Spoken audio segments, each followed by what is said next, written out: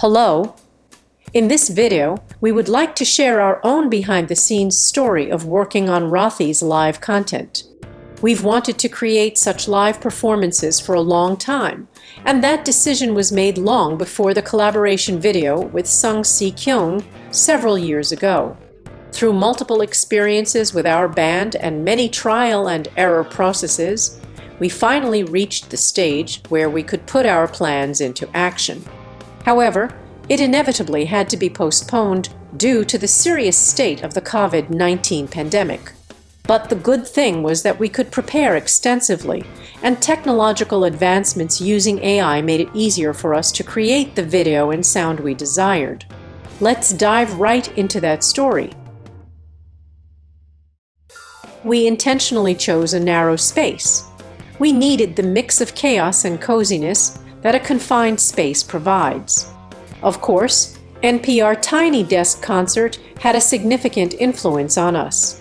We believed that performances showcased in everyday spaces, which are not typically used for live performances, feel unique and more intimate.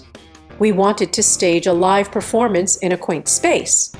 Also, creating the best musical outcome with the most reasonable expenditure was our biggest concern. So the chosen venue was not a large recording studio or stage but a booth in the Dream Factory. Of course, Dream Factory has a large-sized recording studio called Dream Fact, which is the backdrop for the virtual entertainment mentioned in Dorothy's diary. Many artists have used this place for shooting purposes. However, we intentionally sought out a smaller space. The booth in this workspace was originally just an empty space, but we added a lot of interior decorations for a comfortable and cozy atmosphere.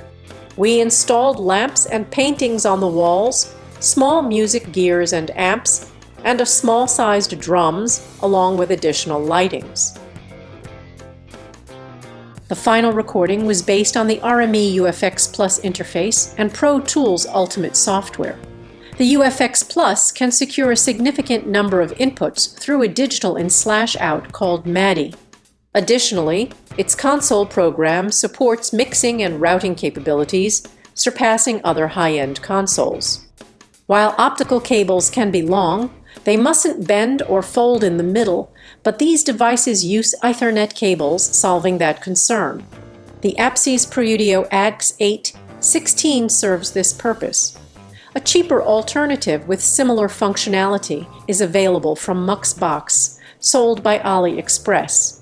We used the Behringer AD8200 as an AD-DA converter to digitize all analog signals. It's possibly the most cost-effective converter we know of. Additionally, it features 8-channel MIDAS preamps, allowing us to secure more inputs. One of our concepts is to achieve high-quality results at a reasonable price. Most of the microphones we used weren't very expensive. For drums, we mainly used Shure 58 Beta and 57, Shure 7B for the snare and GT4 for the ride, Velvet for ambience and overheads, and Neumann U87, which is somewhat pricey, for condenser mic. The U87 stands out as the most expensive here. For vocals, we used the Rode NGT5 microphone.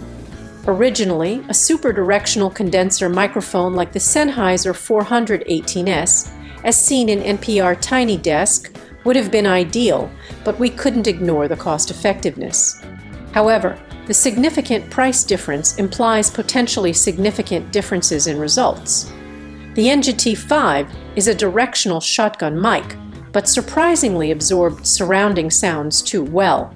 The 418 accurately picks up sound only from the direction it's facing. Consequently, we had to resort to using a windscreen pop filter typically used in filming. This reduces sound absorption from the surroundings and enhances direct sound pickup.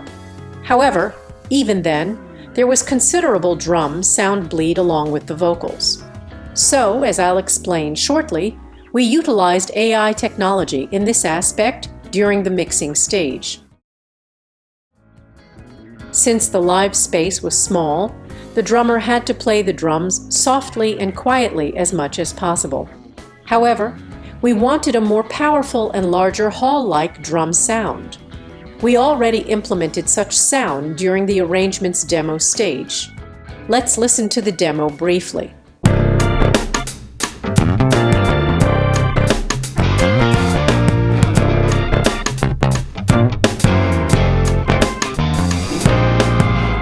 Though not intricately programmed, it includes all necessary elements such as drum mapping, guitar and bass lines. Demos for drums, bass and guitar were all sketched using Contact's 70s tight kit, Prime Bass, and Session Guitarist Vintage. The piano is from Keyscape, and the organ is Archeria's B3. In actual live performances, all keyboard instruments were received via MIDI and used these instruments. Let's listen to the recorded drums sound here.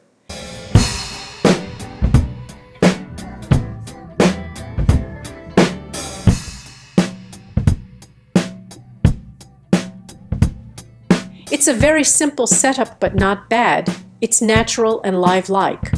However, we wanted a more powerful stage sound, and since it's difficult to achieve the desired sound directly from the microphones, we boldly used triggers. We wanted to replicate the drum sound from the demo. We brought the kick, snare, and tom sounds from the demo using Stephen Slate trigger.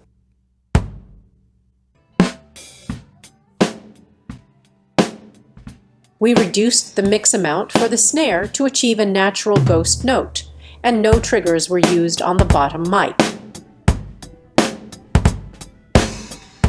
Though it's a narrow space, we sent these drum sounds in parallel to create virtual space and sound, mimicking a rich stage or room ambience. SSL drum strip is very useful at this stage. One bus is heavily compressed using presets to create a powerful room sound, and another bus is configured to bring the kick and snare forward. This results in a significantly energetic output different from the original drum sound. Have a listen.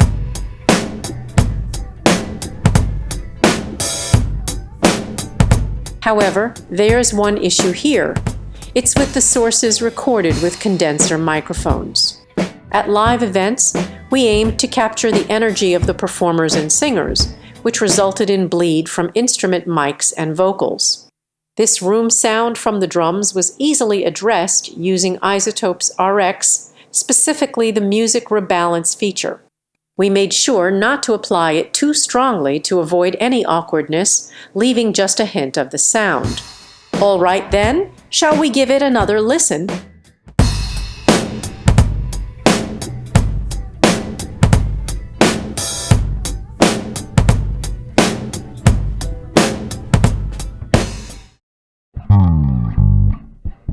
At live venues, we intentionally received pure bass lines without any effects.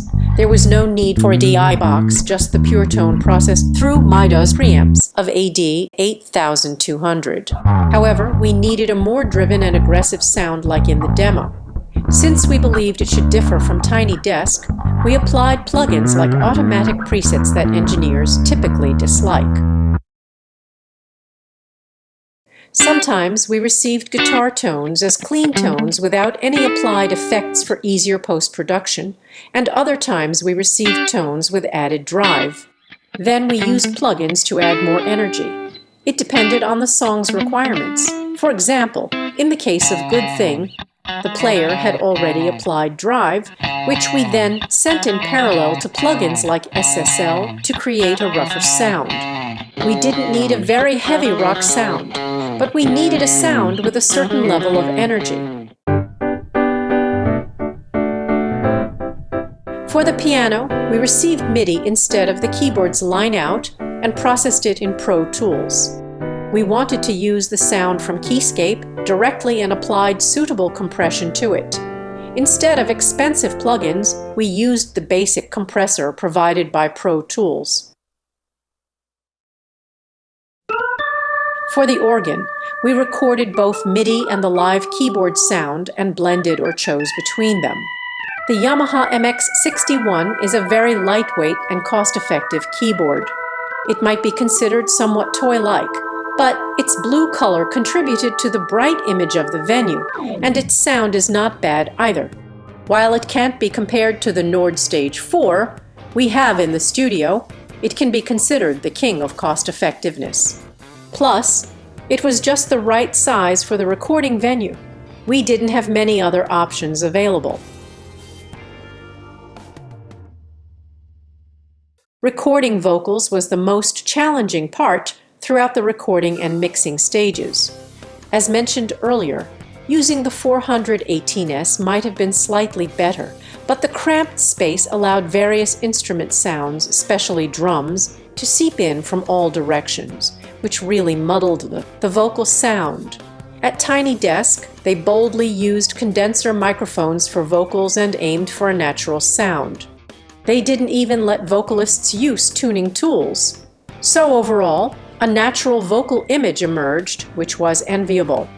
We approached it in a similar vein, but these condenser microphones picked up the tremendous drum sound simultaneously without filtering it out. This has been the biggest challenge for years. We installed film in the middle to block out the drum sound, but it only hindered creating a beautiful video. Fortunately, after the coronavirus pandemic, AI has rapidly advanced, and the method we devised was AI separation. Clear plugin, a Korean product, effectively removes surrounding sounds and reverbs from vocals in real time, but there were some errors. So we used UVR5, a marvelous program. Once installed and a few models downloaded, it's ready to use immediately. It's GPU-based, so with a good graphics card you might see faster results, and it operates smoothly even on regular PC. It separates backing vocals and main vocals, excels in background vocal separation, reverb removal, etc. Listening to the sound as recorded, the drums are too loud compared to the vocals.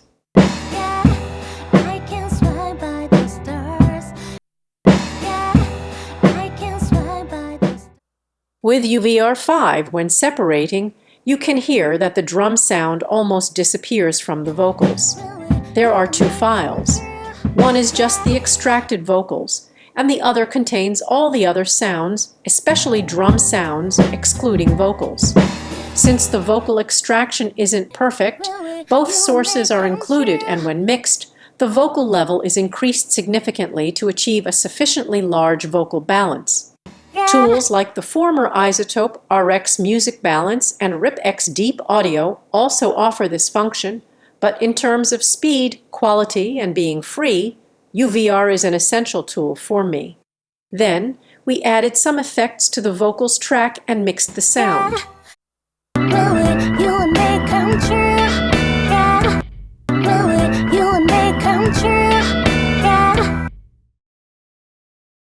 For some vocals, especially those recorded after shooting, there was a part that required redoing, especially the intro statement.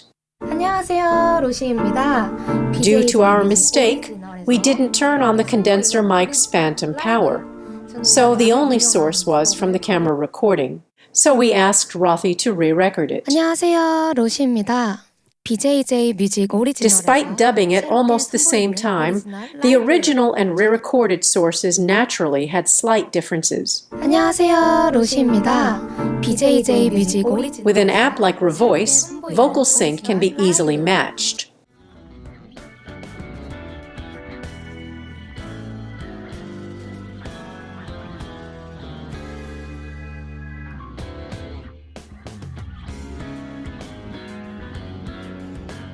안녕하세요, 로시입니다. However, there were still imperfect parts. 저는 이번에 아주 유명한 So we replaced only that part with AI-generated vocals. We trained AI with Rothy's voice, recorded with a condenser microphone, and then directed the vocals again through RVC. The learned vocals are extracted from song data, so they may not be suitable for statements, but they are sufficient to cover awkward parts. RVC is also an open-source free app. You can search for it on the internet, but using a program called Pinocchio makes it easier to install than this. But still, it's not that easy to use anyway. There are many paid apps available on the internet that are more accessible. 저는 이번에 아주 유명한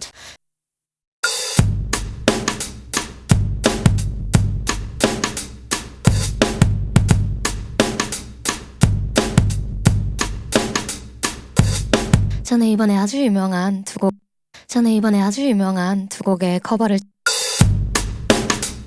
From the beginning, since cost-effectiveness was the motto, we had planned to use iPhone's cinematic capabilities for filming. However, while iPhones make filming easy from anywhere, there were some aspects where adjustments were difficult or sensitivity was lacking. Our filming tools consisted of 4 iPhone 13, 14 Pros, 1 portable camera, and the only high-end Sony A7M4 plus 50mm 1.2 GM lens set. Frankly, we couldn't ignore the price because the expensive Sony camera provided outstanding resolution, color, and the out-of-focus effect of the 50mm 1.2 GM lens, known as the king of prime lenses, completely outperformed the other iPhones. It significantly raised the overall video quality. However, iPhones also did their job diligently. 2 iPhones captured wide-angle shots as fixed shots, capturing the entire scene, while the other 2 iPhones used Osmo mobile gimbals to move around and capture scenes needed for each part. There were some slightly blurry parts, but overall, the footage was excellently shot. In the past, we might have needed several expensive DSLRs. Here, 3 problems arose. The first was that the resolution of the iPhone couldn't match that of Sony's DSLR, so we decided to apply AI to it. The second issue was flickering phenomenon captured by some cameras. It was caused by the frequency of wavelengths from certain lighting not matching the cameras, resulting in scenes that flickered or shimmered, although not visible to the naked eye. The third was stabilizing the shaky footage from cameras that didn't support image stabilization. For the first issue, we needed a tool to enhance the resolution of the iPhone. We used Hitmix Video Enhance. Normally, we use Topaz Video AI, but for more detailed video production and overall color matching, Hitmix was more stimulating. It even sharpens blurry lines if necessary. All the sources we shot were set at 1080p 24 FPS, and we needed to upscale the video to be as clear as Sony DSLR footage while keeping the frame rate intact. Overall, the results were excellent. The second issue of flickering was resolved by the paid plugin to Flicker Free. This was done in Premiere. By applying the plugin to the entire video, it remarkably removes only the flicker phenomenon. While there are many free plugins available, honestly, none perform as well as the paid to Flicker. Since everything was natural and only problematic areas were addressed, we had to open our wallets. The third issue of stabilizing shaky footage without a gimbal was solved by Topaz Video AI. Among its various features, there is a stabilization function. Turning this on, changing the method to auto crop, checking rolling shutter and jittery motion, and outputting the result will remarkably stabilize the video. If you watch the footage, there's a great shot of Rothy looking at the camera, but it's shaky. The result after using AI is incredible.